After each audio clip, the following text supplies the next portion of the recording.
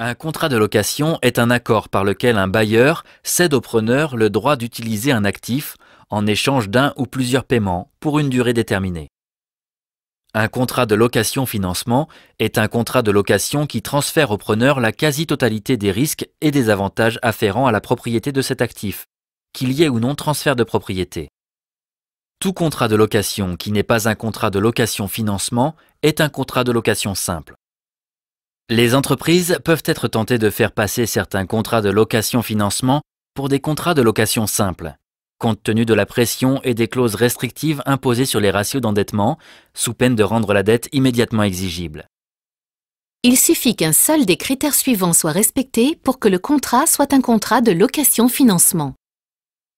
Le contrat transfère automatiquement la propriété de l'actif au preneur à la fin de la durée de location. Les contrats de location-financement se caractérisent par la possibilité pour le preneur de devenir propriétaire du bien à l'issue de la période de location pour une valeur résiduelle. On dit alors que le preneur lève l'option d'achat. Le prix auquel le preneur peut lever l'option d'achat est significativement inférieur à la juste valeur nette de l'actif à cette date, ce qui laisse légitimement penser que l'option sera levée. La durée du contrat couvre la majeure partie de la durée de vie économique de l'actif, même s'il n'y a pas transfert de propriété. Au début du contrat de location, la valeur actualisée des paiements à effectuer équivaut à la quasi-totalité de la juste valeur de l'actif au début de la période de location. Les actifs loués sont si spécifiques que seul le preneur peut les utiliser sans leur apporter de modifications majeures. Si le preneur peut résilier le contrat de location, les pertes suite à la résiliation subie par le bailleur sont à la charge du preneur.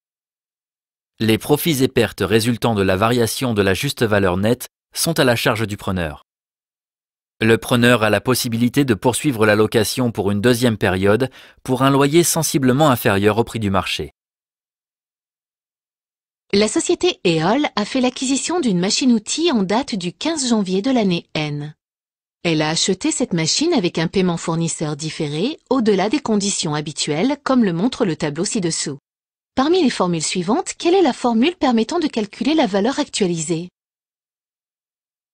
La formule correcte est la seconde formule proposée.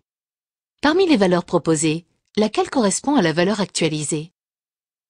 Félicitations, vous avez trouvé la bonne réponse.